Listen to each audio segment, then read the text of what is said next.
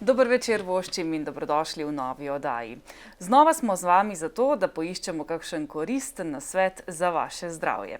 Moj gost, kot ste že vajeni, je dr. Nikola Krstič iz podjetja Mic Mengeš. Nocoj pa odpirava izjemno zanimivo temo. Lotila se bova namreč starodavnega zdravilstva, zgodovine, vsega, česar so znale naše babice, prababice, konec koncev naši predniki. Povejte, kako sva sploh prišla na takšno temo? To je po mojem malo neobičajno, je pa nadaljevanje nečesa, kar sva že obdelala v tej oddaji. Ja. Dober večer najprej vsem skupaj. Ja, v eni od oddaj, pa prav pred kratkim, sva govorila o samozdravljenju in torej jaz o teh oddajah itak razmišljam, tudi poklicno sem v teh problemih, v teh vprašanjih. Kar nekako spontano pa mi je prišla tudi ta, lahko porečemo, ljudska medicina. Ljudska medicina pri nas. To je tudi, kot ste rekla, starodavna zadeva. Izkaže se, da je to nekaj posebnega pri nas. Je pa doživela eno tako usodo kot marsikaj, kar se tiče slovenstva, zdaj če malo tako širše vse skupaj pogledamo. Vse prav, da se tako malo tudi širše pogovarjamo o razmerah, v katerih smo prestali desetletja, stoletja in tudi tisočletja, lahko rečemo. Zdaj se boste strinjala, da naprimer, ko se zdaj v tem novejšem času nekako spogledujemo z nekaterimi dogodki ali pa z nekaterimi značilnostmi slovenstva, tako v tem najširšem smislu, bolj ko ne imamo občutek, da se je to nekako dogajalo, da se je ta stvar kar odrivala nekam na obrobje. Nismo se o tem, vsaj jaz recimo, ko sem se šolal, nisem o tem ničesar slišal. Tu je recimo nekaj takih pojmov. Slovenska biodiverziteta, to se pravi, koliko je vrst živali in rastlin v Sloveniji. Ja, meni niso nikoli povedali, da smo tu med vodilnimi v svetu. Nisem več slišal o tem. Potem recimo to, da smo imeli v Sloveniji dolga stoletja, dobro, mislim, je to kar nekaj oddaljeno, ampak da smo imeli nekaj stoletij največjo knjižnico v Evropi. Halo? To je nekaj posebnega, to zdaj ne pomeni, da smo mi bili eno obrobje na kontinentu in tako naprej, ampak pomeni obratno. Mislim, danes vemo, kje so največje knjižnice, pa kje so največje kulturne ustanove, tam, kjer je največja ekonomija, tam, kjer je največji razcvet in tako naprej. In očitno zdaj se to tudi lahko Sloveniji v recimo času nekaj stoletij nazaj, 1000 let nazaj, nekaj podobnega se je tudi pri nas dogajalo. Ali pa recimo to, da smo imeli, da smo zmokovali denar, da so imeli recimo Turjaški, so imeli svojo kovnico denarja, tako kot Marija Terezija. Si predstavljate? Isti tisti tolar srebrni, za katerega vemo in ki je tako slaven in tako naprej.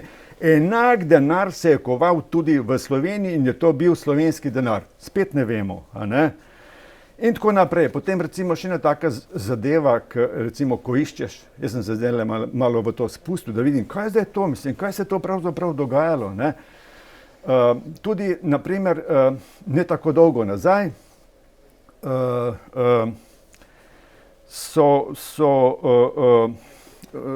tam konec 17. stoletja, pa v 18. stoletju, takrat je bila tudi zgleda Slovenija še zmeraj v središču dogajanj, bolj kot smo se mi naučili, bolj kot poznamo danes, to zgodovino. Torej, v Sloveniji so tisti čas, pa je bil to slovenski avtor, veste, slovenski avtor, ki je malo manj znan sicer, tako pač je, ali pa celo bi rekli neznan, ampak dejstvo je, da je napisal kroniko, enciklopedično kroniko od stvarjenja sveta, to je približno, 8000 pa nekaj let nazaj, do danes, do takrat. In tisti, ki so to zmogli, to je grandiozen objekt, si predstavljate, recimo v tistem času eno tako enciklopedijo pisati, napisati, izdati in tako naprej. In take izdaje so bile samo 4. Ena v Španiji, 2 na Apeninskem polotoku in 3 na našem etničnem ozemlju. Halo? Tudi to je Slovenija, je pa ne poznamo. No in potem nazadnje, recimo, teh naj stvari, ki so značilne, ki opredeljujejo slovensko zgodovino. Se strinjate? To opredeljuje slovensko zgodovino, ampak nam je še vedno bolj kot ne neznana. Neznano je tudi to, recimo, da 100 let pred Trubarjem so še vedno imeli maše v slovenščini na Dunaju. A si predstavljate? Štefansdom, maša v slovenščini. Za koga? Za avtohtone prebivalce. So bili Slovenci. Tudi to je slovenska zgodovina in tako naprej. Ampak vse te stvari so nekako doživljale to, kar sem zdaj pred par stavki povedal. Odrivalo se jih je na rob. Odrivalo se jih je na rob. In zdajle, ko sva se začela pogovarjati o ljudski medicini, slovenski ljudski medicini, nekaj podobnega se je zgodilo tudi za to ljudsko medicino na Slovenskem. In to je super teaser, da povabiva tudi gledalke in gledalce, da se nam pridružite. Če želite doktorja Krstiča karkoli vprašati o ljudski medicini oziroma imate vprašanje konkretno iz današnje teme, govorila bova namreč o zdravilnih učinkih česna, potem se nam pridružite, telefonska številka je izpisana na vaših zaslonih in dobrodošli ste, da sodelujete. Zgodila se nam je torej ljudska medicina. Ja. In zdaj jo ponovno odkrivamo. Tako je. Ali pa recimo odpiramo vse te tančice. Ampak še vedno jaz recimo vidim potrebo, da si jo naslikamo, kaj pravzaprav to je, kaj pravzaprav mi imamo. Kaj je naša ne tako oddaljena ali pa recimo malo bolj oddaljena zgodovina, kar se tiče ljudskega zdravilstva, kar se tiče ljudske medicine. Ker še vedno se strinjate, obstaja en tak omalovažujoč odnos. Da so to samo neke izmišljije, da so to samo, da je to, so to ene vraže, da se tukaj nekaj samo čara in tako naprej. Dejansko pa so stvari kar drugačne. Drugačne, bistveno drugačne. Tu se da pogovarjati o tem, da je bila to medicina, ljudska medicina, ki je bila izkustvena, ki je bila empirična, ki je recimo zaobjela zdravilne rastline, če tako rečemo, in da potem očitno, da to, kar so počeli, da je bilo učinkovito. Ker če ne bi bilo učinkovito, bi to seveda zamrlo. So bili pa to časi, ki so precej oddaljeni, ko se ni toliko zapisovalo in se je to iz roda v rod prenašalo preko ustnega izročila.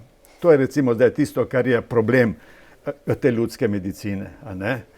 Nekaj sicer zapiskov, ampak veliko več so recimo te naše ljudske medicine odkrili, ko so pred 3/4 stoletja intenzivno začeli to ljudsko izročilo zapisovati, obiskovati vse slovenske regije in pobirati, kaj ta ljudska medicina vsebuje, kaj ta ljudska medicina ima.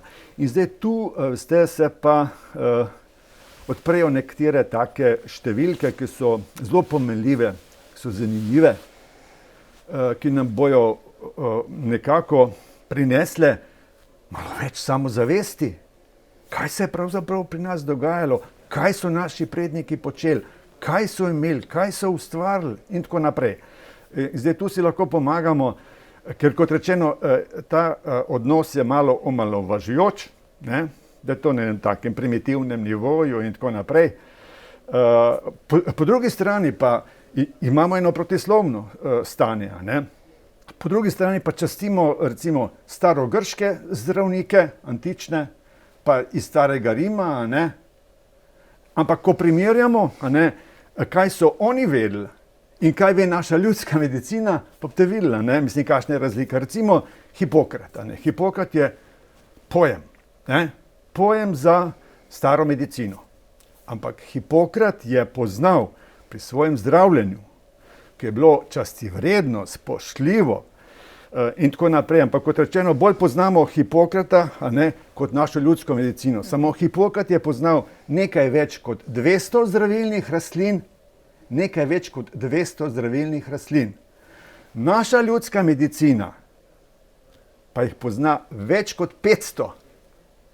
Več kot 500. Nekaj več kot 200, nekaj več kot 500, to je pa pomembna razlika. Pomembna razlika, a veste. In zdaj, to so vse preverjeni, kot rečeno, zapisi. To so naredili recimo naši akademiki iz SAZU, so to šli zbirati in pobrali ven iz slovenskega ljudstva, ne, to ljudsko medicino. Se pravi, tukaj pa zdaj recimo je še en moment, ne, ta ljudska medicina od teh nekaj več kot 500, nekaj okrog 20, 25, mogoče 30, ne vem točno, ne, je celo tujih zdravilnih rastlin. A vidite zdaj, ne? To se pravi, ne samo zdravilne rastline, ki so na slovenskem ozemlju, ampak tudi tiste, ki so prihajale iz tujine. Ne? Tako da in za vse te zdravilne rastline imamo imena, domača imena. In zdaj je pa zdaj tu še en moment, ki izpričuje, kaj je bila Slovenija v zgodovini in kaj je čas prinesel. Slovenski jezik, slovenščina je, kar se tiče narečij, jezik, ki je najbolj bogat na svetu. V slovenščini imamo največ narečij od vseh jezikov, ki obstajajo. Največ narečij. In ta narečja so bila toliko, recimo, aktivna, zmogljiva, da te rastline zdravilne, nekatere imajo drugačne imena v eni regiji kot v drugi, kot v tretji, kot v četrti, kot v peti. Ne? Tako da od teh 400, nekaj več kot 480 domačih zdravilnih rastlin, ne? Jih je veliko, 486, to je ogromna številka. Ne? Kdo bi si mislil? Toliko jih je. Ampak imen za teh 485, 86 zdravilnih rastlin imamo pa 5810. 5810. In zdaj vidite, kaj se to pred nami odpira. Kaj je ta ljudska medicina? Že samo po imenih, kakšno bogatstvo je to, kakšna zakladnica. Tako majhen narod, pa tako bogato zakladnico ljudskega zdravilstva, ljudske medicine. A ne? In zdaj, veste, to je recimo čas, ne vem, nekaj stoletij nazaj, 1000 let nazaj in tako naprej. Ne? Tu vidimo zdaj, ne? Zlasti pa, ko se zdaj poskušamo primerjati, kaj so pa drugi narodi ustvarili na področju ljudske medicine. Kaj imajo drugi narodi? Ne? Veste, kakšno presenečenje bo zdaj, ko bom začel številke govoriti? Boste videla. Recimo Francozi. Ne? Mi imamo 5810 imen za zdravilne rastline. A ne? Francozi pa imajo od te številke samo 17%. Halo? Kaj je zdaj to? To je presenečenje. Jaz bi mislil, da je obratno. Glede na to, da smo mi majhni, pa naša zgodovina, pa mi smo bili tam ne vem koga. Kaj je zdaj to, ne? To zdaj pomeni, da v tistem času se je nekaj dogajalo, kar je nam Očitno, da se prikazuje drugače, kot je bilo v resnici. Ali pa recimo pri naših sosedih Italijanih. Ne? Oni imajo samo od te številke, ki je pri nas 5810, ne? Samo 15,4% sem si zapomnil, ker je stvar res zanimiva. A si predstavljate? Italijanščina, jezik, ne vem, kako bi rekel, ne, ves tak poln kulture in tako naprej, ampak kar se pa tiče pa ljudskega zdravilstva, ker se tudi tam so živeli ljudje, tako kot pri nas, a ne, tudi tam, a ne, je to bilo izjemno pomembno, mislim, a ne, to recimo ljudsko lekarništvo in tako naprej, to je moralo živeti tako kot pri nas, ampak mi imamo pa 6-krat več imen. Kaj zdaj to? Ali pa recimo v angleščini. V angleščini ima samo 11% to, kar imamo mi. Potem recimo Srbi, a ne, okej, pač bratski narod, a ne, v tem območju, a ne, 15% samo. Se pravi, nekaj se je pa res intenzivno dogajalo ne, na slovenskem tem etničnem ozemlju, a ne. In tega se pa, po moje, da ne zavedamo dovolj, a ne, oziroma imamo negativen odnos oziroma omalovažujoč odnos, a ne. Zdaj, a veste, pri vsej zadevi je pa tako, ne, obstaja tudi recimo ena disciplina, ki pravi zgodovina medicine, ne. In samo pač možnost, a ne, tudi to malo pogledati, ne, kaj zdaj pravijo zgodovinarji medicine o ljudski medicini. Oni imajo spoštljiv odnos do ljudske medicine. Spoštljiv odnos do ljudske medicine. In pravijo, sodobna medicina je nadgradila ljudsko medicino. Nadgradila, a ne, da se je razvila iz nje, a ne. In to je pač zdaj to, a ne. Zdaj, medtem ko sem porabil zdaj skoraj 4 ure ali pa še malo več za to našo ljudsko medicino, sem tudi omenil, da je naša Slovenska akademija znanosti in umetnosti SAZU, ne, to področje fajn obdelala, fajn osvetlila, ne. Imamo tudi eno monografijo, iz katere sem jaz te številke zdaj pobiral, a ne, o katerih sem govoril. To je recimo monografija, se imenuje Ljudska medicina pri Slovencih. Napisal je gospod Vinko Möderndorfer, jaz mislim, da je štajerski rojak, a ne. Išla je pa leta 1964, ne, ampak po tistem, a ne, je pa doživela to, kar sem govoril, a ne. Ta monografija, to delo, ki ga po moje, mislim, da je to unikum tudi jaz bom malo pretiraval, tudi v svetovnem merilu, ne, v svetovnem merilu, kakšno zakladnico imamo, ne, kakšno zakladnico imamo in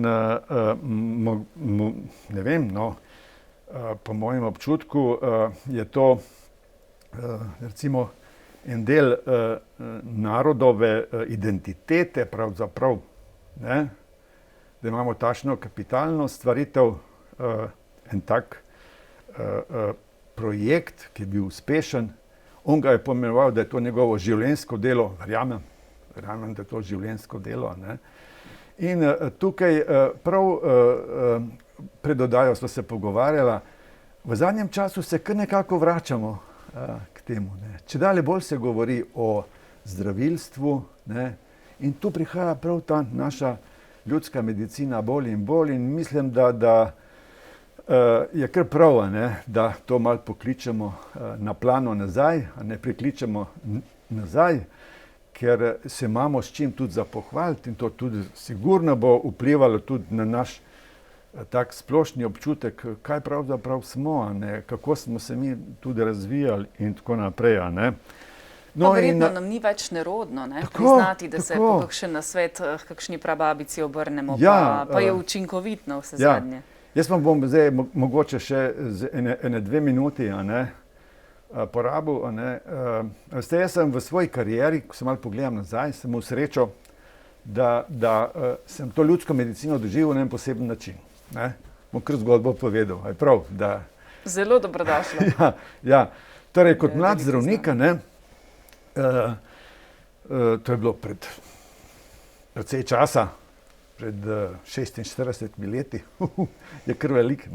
No, z bodočo ženo sva šla na obisk k njeni babici, to je en kraj na Gorenjskem. No, in a veste, mlad zdravnik, ves poln sebe, se pogovarjam z babico, bila zelo taka častitljiva ženska,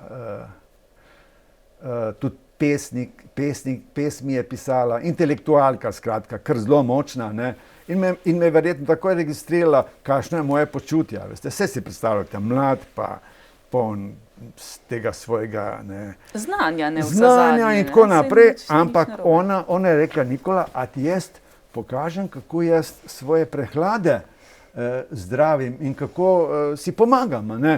Sem rekel: prav, stara mama, zdaj dodajte, mislim tako, malo sem verjetno reagiral, pa se mi zdi, da sem nekako tako tudi dejansko vse skupaj pelal, ampak sem pa šel z njo, ona je mene pelala malo tako na eno jaso, gozd je bil, tam so bila mravlišča in je rekla: poglej, tu imaš zdaj mravlišče, ko jaz začutim prve znake prehlada, samo stopim k mravlišču, malo to potrepljam in vdihnem iz dlani to recimo kislino, ki je v mravlišču. Čudovita zadeva, veste. To je tipična ljudska medicina. Čista ljudska medicina, izkušnja. In zdaj, potem, ko sem razmišljal, jaz sem o tem razmišljal, ker sem tudi to isto naredil, potegnil, to takrat odpre, veste. Dejansko ti vse dihalne poti odpre. Svežino začutiš, to je mravljična kislina. Mravljična kislina, ki je naravni antibiotik. To je antibiotik, ki ga mravlje imajo zato, da vzdržujejo svoje mravlišče pred infekcijami, pred bakterijami, pred virusi, pred vsemi mikroorganizmi. Uspešno, 1 milijon let prakse, ampak to je ljudska medicina. In takrat sem jaz to doživel in sem se nekako navzel tega, tudi potem spoštljivega odnosa. Tako da zdaj se recimo lahko tudi sklepa, da tudi na osnovi tega, tudi na osnovi te izkušnje, govorim z enimi takimi izbranimi besedami o slovenski ljudski medicini, ki je pa seveda konkretna zadeva, in predlagam, da ker tudi midva skočiva konkretno v to učinkovino, o kateri bova govorila. Recimo, da jo bo večina Slovencev zaužila na pikniku, recimo, ne vem, v soboto ali nedeljo, ko je napovedano lepo vreme, pa si bodo malo česna po ribi natrosili. To je česen. Potem pa že pogosto pozabimo nanj, ne? Ja. No, česen je tipični predstavnik ljudske medicine, tipičen predstavnik, res samo slovenske, ampak tudi sicer širše, tudi drugi narodi v zgodovini ga poznajo, ampak dobro, tudi pri nas je stvar zelo razvejena, tudi konkretno v tej monografiji. V tej monografiji bom eno številko povedal, ki bo mogoče presenečenje. Ne vem, torej naša slovenska ljudska medicina pozna 87 načinov, primerov, ko se česen uporablja v namene, recimo, zdravilstva. 87, si predstavljate? To je velika številka. 87. To se pravi, že tu vidimo, da to je eno res nekaj obilnega. To je eno nacionalno bogatstvo pravzaprav. In zdaj seveda, naša sodobna medicina je analitična, a ne. Takrat recimo pred 100, 500, 1000 leti niso imeli laboratorijev in tako, ampak so vse to bolj izkustveno, a ne, razvijali, ampak uspešno in z rezultati seveda, ne, ker drugače ne bi šlo, a ne. In zdaj, a ne, ko so analizirali te učinkovine v česnu, so ugotovili, da ta česnov prah, recimo, ko se ga pač naredi, a ne, ali pa tudi, ko se recimo en strok česna pač pripravi, a ne, kakorkoli že, skratka, da v tem česnu imamo čez 200 biološko aktivnih učinkovin. Si predstavljate? 200, čez 200, a ne? To je ogromna številka, ne? Ogromna številka. In to je tudi v zgodovini učinkovalo in še danes učinkuje, a ne? Tako da zdaj, ko recimo začnemo listati, ne, kaj pravzaprav, no, med temi 200 temi učinkovinami, zdaj, če poimenujem, recimo, najbolj znan je in nosilni je aliin, eni rečejo alicin, latinsko se mu reče alium, ne, to je glavna česnova učinkovina, a ne, to je glavna, ampak kot rečeno jih je pa še 199, ki tudi vplivajo na cel kup naših življenjskih funkcij, a ne, podpirajo telo, da smo na boljšem, a ne. Zdaj, kako začeti?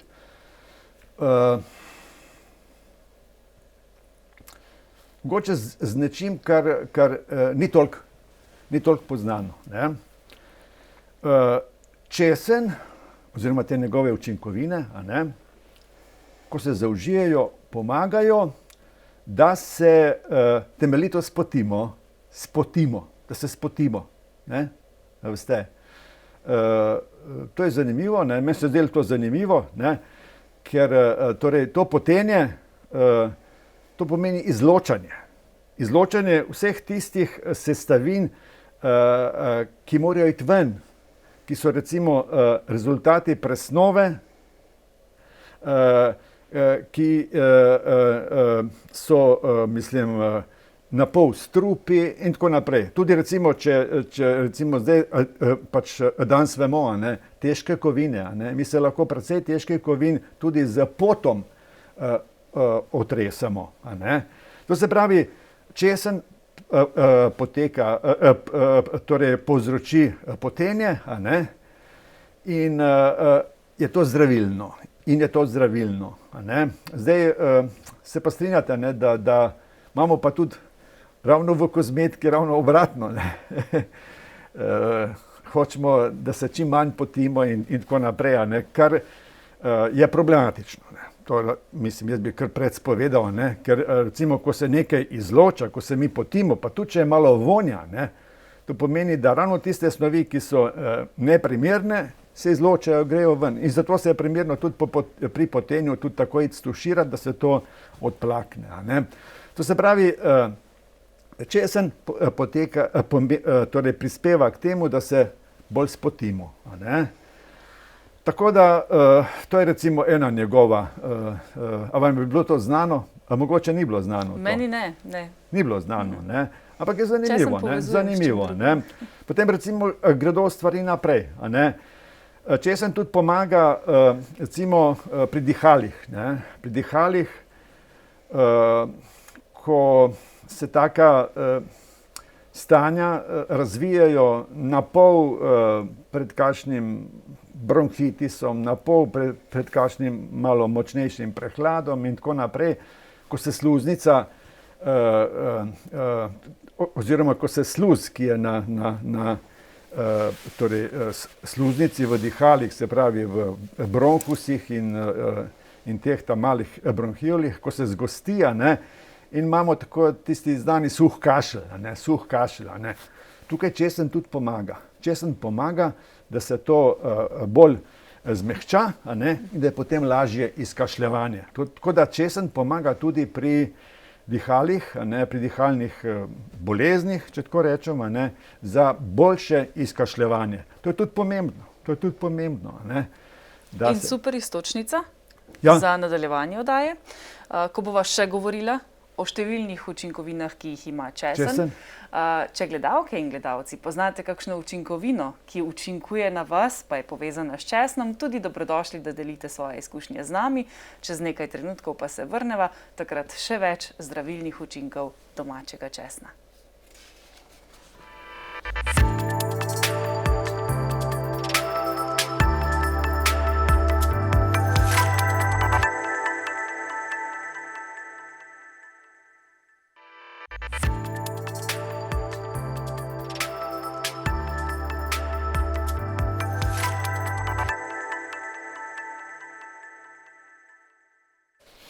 Dobrodošli nazaj v studiu. Moj gost je še vedno dr. Nikola Krstič iz podjetja Mic Mengeš. Nocoj govoriva predvsem o naravnih učinkovinah, ki jih najdete morda celo na svojem vrtu in jih lahko koristno uporabite za zdravljenje. Seveda pa imamo kar nekaj nasvetov tudi, kako jih učinkovito pripraviti in uporabiti. Pa seveda najbolj verjetno česen, marsikdo pozna potem, da je naravni antibiotik, ne? To pa nam je malo bolj znano, vsaj meni se zdi. Tako.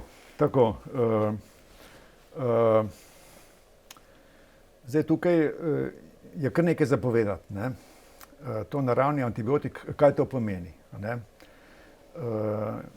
To je dejstvo, to je znano, učinkovina v česnu oziroma vse skupaj, kar je, evo, to je zdaj škatla, ki jo imamo pri Pharma Nord, po slovensko se imenuje čisti česen, tukaj piše biogarlic, ampak mi smo to poslovenili v čisti česen.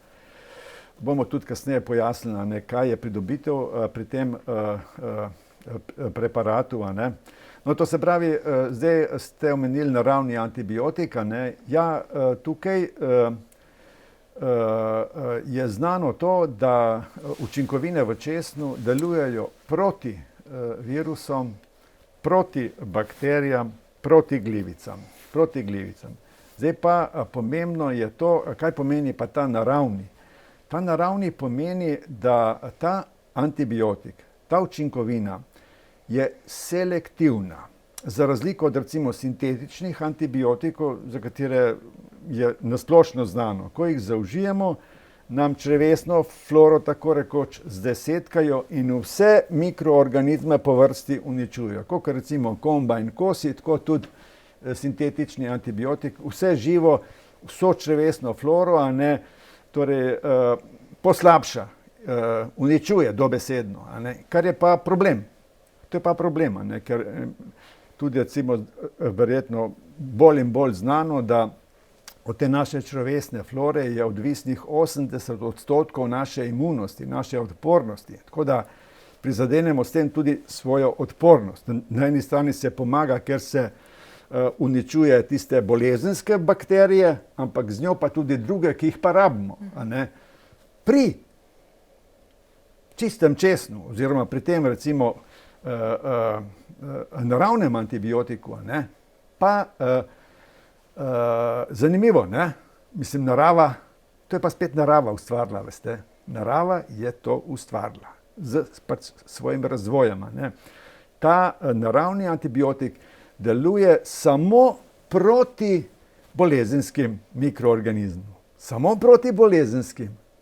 In še več, te recimo naše dobre bakterije pa celo podpira. Jih podpira dvakrat, s tem, ko uničuje te bolezenske, te pa celo podpira. To so tudi z študijami potem kasneje ugotavljali. To se pravi, to je plus, to je pridobitev, veste. In zdaj tukaj recimo so znani primeri. Naprimer,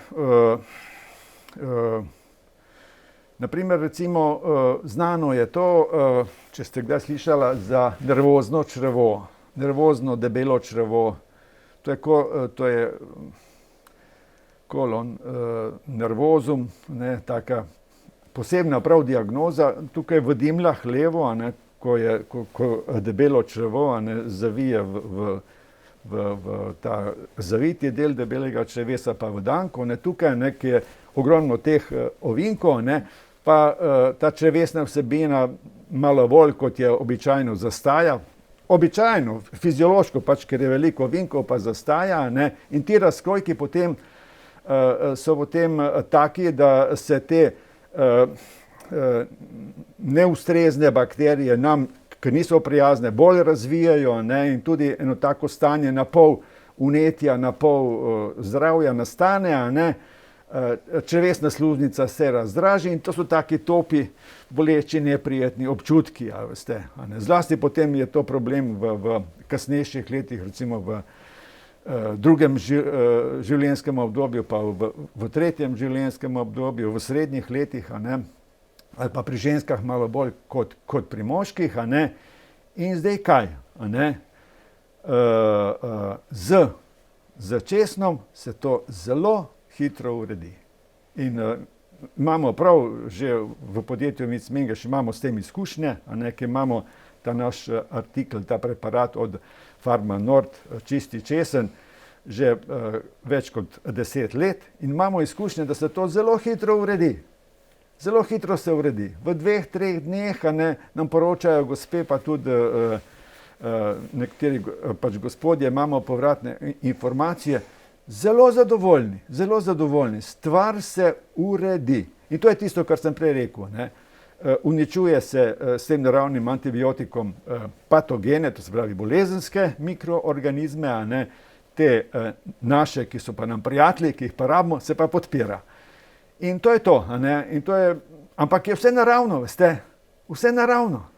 Učinkovina pride samo v črevo in nikamor drugam, a ne, mislim, ne. Vse lahko gre tudi sicer, a ne, po telesu, pa mislim, ni problema, ne, oziroma celo dobrodošlo je, ampak tukaj deluje vse lokalno in se enostavno potem ta stvar dogaja, a ne, na tak način, a ne, ki je pa presenetljiv, a ne, presenetljiv, to se vidi, a ne, da je to zelo zanimivo, ne, zelo zanimivo, ne.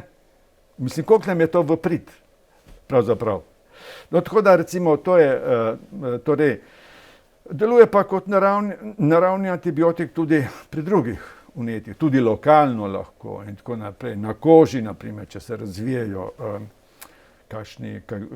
kakšne spremembe, a ne, v smislu vnetij in tako naprej, a ne.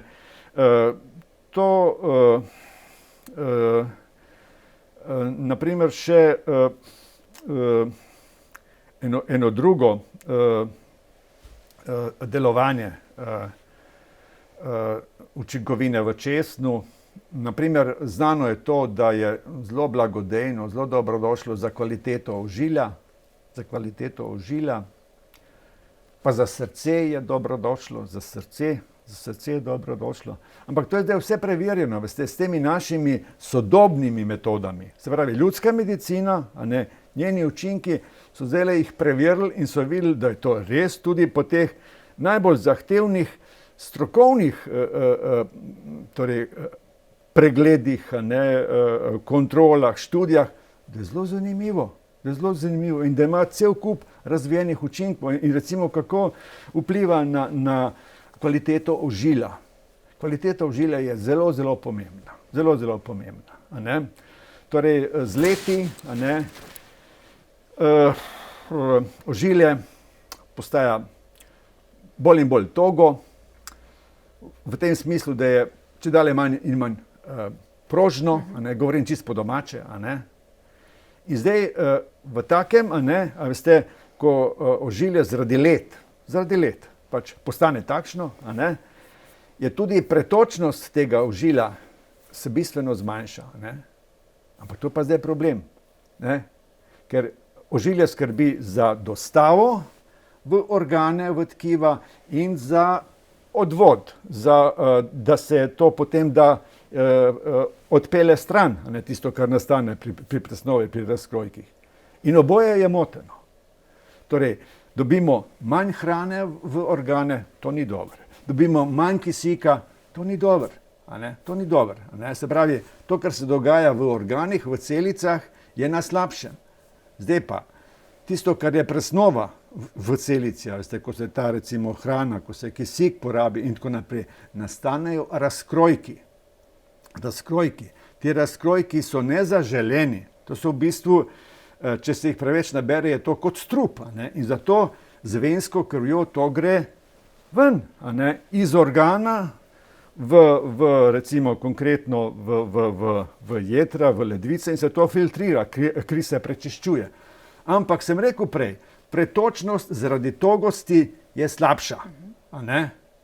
Se pravi, smo dvakrat na slabšem. In to z eno besedo pomeni, da vse skupaj slabše deluje, to je staranje, vsi organi popuščajo in tako dalje. In zdaj tukaj not pa poseže naš današnji dejavnik, učinkovina v česnu, ki poskrbi za to, da te žilne stene, te žile, to ožilje, da vitalizira. Vitalizira, to hočem povedati, to, da se, bom kar rekel po domače, se malo pomladijo. Se pravi, ta togost se zmanjša, postanejo bolj prožne. Veste, bolj prožne. In bolj, ko je recimo ta učinek na delu, zato je tu smiselno te kure z česnom pač izvajati čim bolj redno ali pa čim večkrat, ali pa če se da tudi stalno. Zakaj pa ne? Zakaj pa ne stalno? Ampak ni tolikšen zahtevek kot pri nekaterih drugih, da mora biti to stalno. Lahko so te kure, samo naj ne bi bile preredke. Enkrat na let je premalo, dvakrat na let je premalo, recimo enkrat mesečno bi pa bilo že kar zelo v redu. No in zdaj, ko se ožilje, bom rekel po domače, malo zmehča, ko postane bolj prožno, gibko, ko se pomladi, se pretočnost poveča. To je pa tisto, kar je bistveno.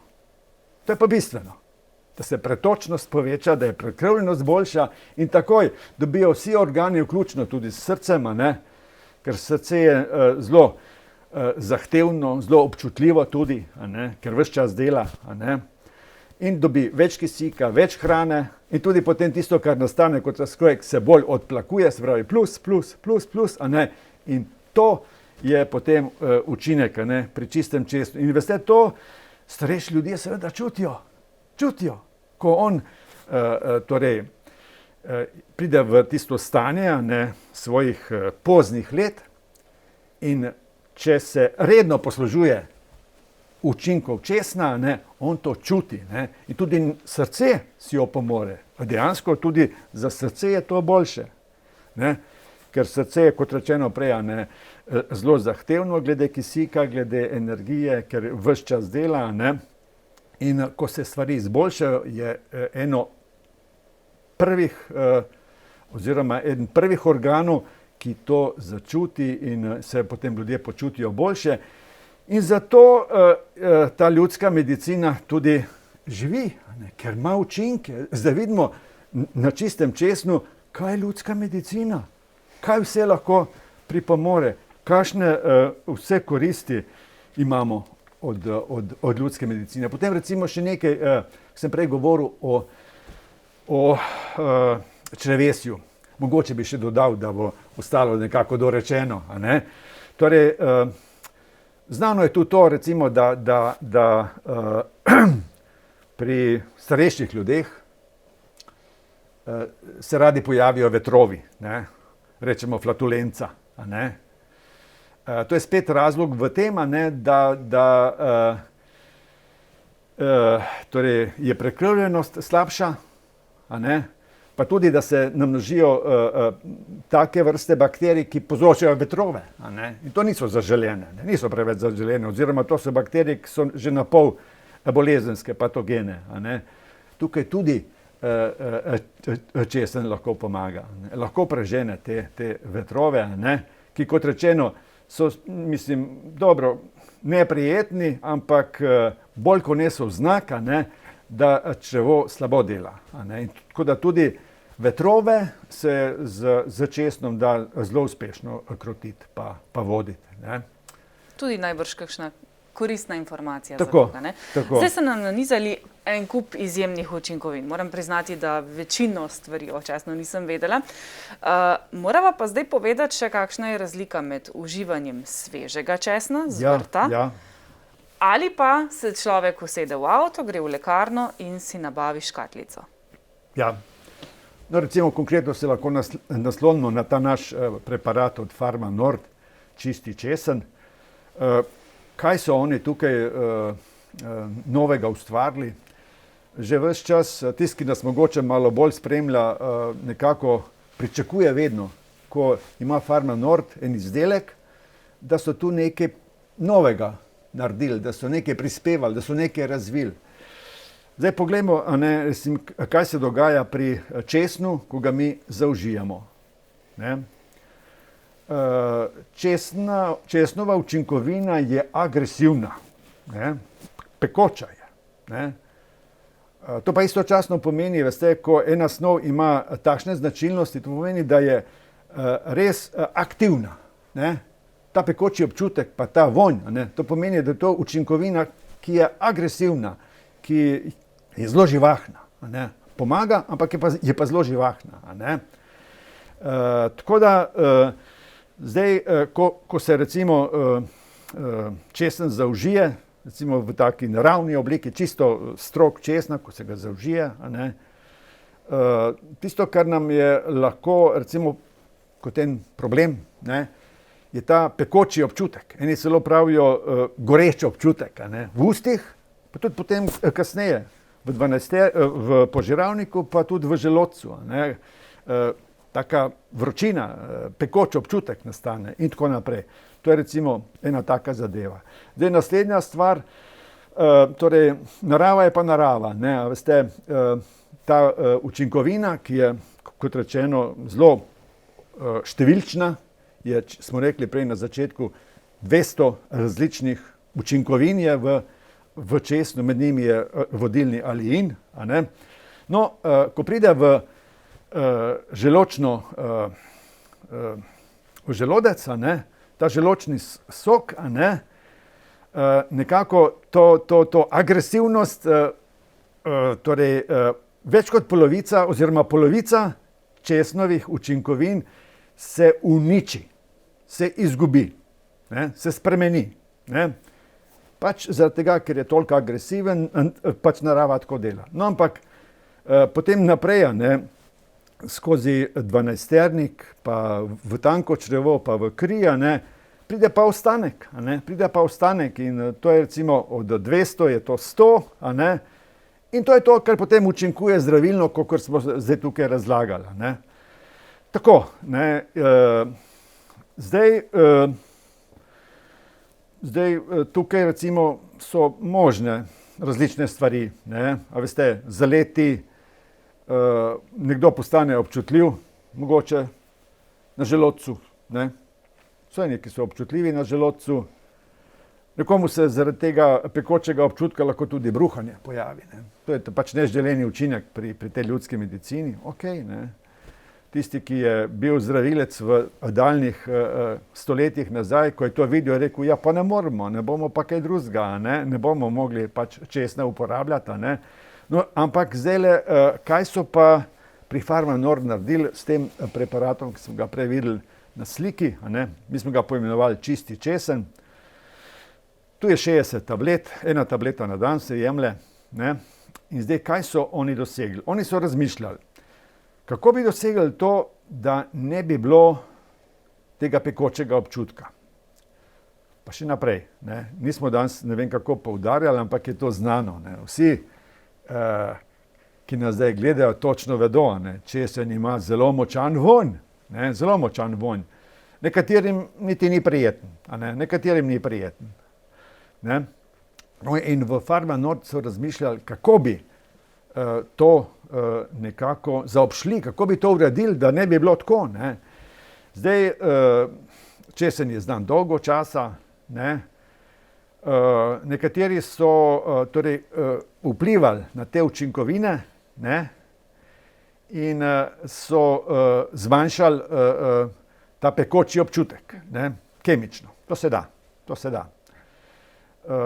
Ampak s tem, veste, se pa bistveno vpliva na učinkovitost selenovih učinkovin. Se zmanjša, bistveno se zmanjša. Ali pa recimo, ko se odstrani vonj, se spet vpliva na tisti naravni sestav, ne, izgubi se vonj, ampak jaz sem rekel prej, te značilnosti vonja močnega in pekočega občutka, to so značilnosti, da je snov aktivna, da je živahna, da je močna. A ne? Zdaj pa, ko pa ti to odpraviš, si tudi izgubil precej tega učinka, ki ga imamo pri česnu. Farma Nord so razmišljali, kako bi mi to uredili, ne? In so prišli, zaenkrat imamo samo v tem primeru to rešitev, ki je vzela kar nekaj let razvoja, je to trajalo, zaenkrat imajo edini ta patenta. Ne?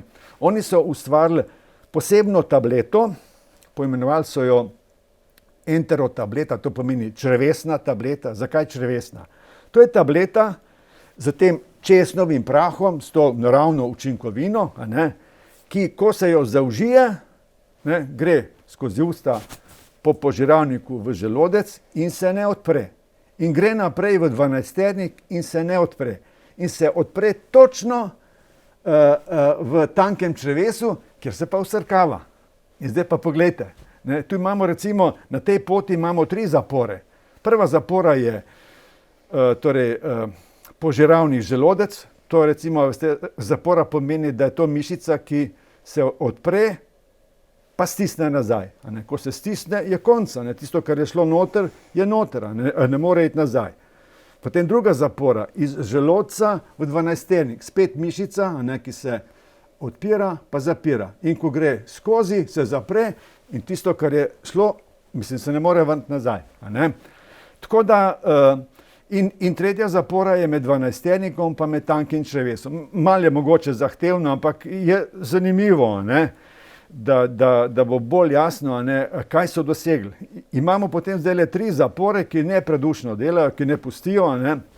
Potem, ko se tableta z nepoškodovanim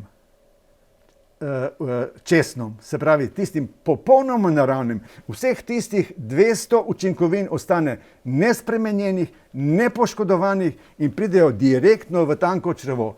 Pridobitev, to je česen, ki je 2-krat bolj učinkovit od tistega česna, ki ga sicer uživamo, ne, ali je to naravni ali predelani, ne, ker mislim, smo rekli prej, ko pride v želodec, se ga polovica zgubi. Tukaj pa gre vse skozi. A vidite? In še to, ne, popolnoma nespremenjenje je v naravni obliki, kot je v naravi. To je tudi pridobitev, to je tudi pomeni, da se vse tiste naravne pozitivne lastnosti v celoti ohranijo. Se ohranijo v celoti in jih je 2-krat več. Pa še nekaj, ker imamo te 3 zapore, ki sem omenil, vonj je samo v tankem črevesu. Gor ne more iti, se nam ne more pehati. Ne?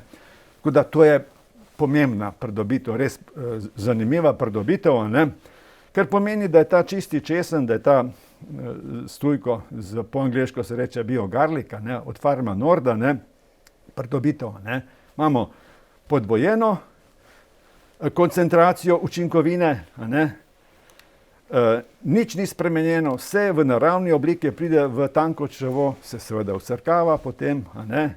In vonj, ki se tu sprošča, itak ostane v tankem črevesu, ne? In se potem pač porazgubi, ne? In čisti česen potem deluje, a ne?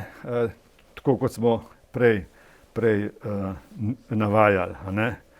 In mislim, da ste odlično zaokrožili tole zgodbo, ki smo jo nocoj skušala interpretirati. Ja, ne, ampak samo na enem primeru, a vidite. Ne? In recimo, če je bil kdo od gledalcev ali pa če je kjera gledalka bila pozorna, pa če je seštevala, smo našteli mogoče 6 učinkov. A ne? Mi bi lahko zdaj imeli nekaj predavanj o tem, ne, ker smo rekli prej, za selen poznamo 87 učinkov iz ljudske medicine. A ne? Ne, tako da je to res čudovita zgodba, a ne, na katero smo pravzaprav lahko ponosni. a ne. In morda se k njej še kdaj vrneva, ne? Tako, tako. Izjemno me je veselilo tudi nocoj. Mislim, da ste nanizali ogromno uporabnih informacij. Upam, da bodo tudi našim gledalkam in gledalcem koristile. Tudi vam hvala. In hvala lepa vsem, ki ste vztrajali v najini družbi. Pridružite se nam zopet čez 14 dni, do takrat pa nasvidenje.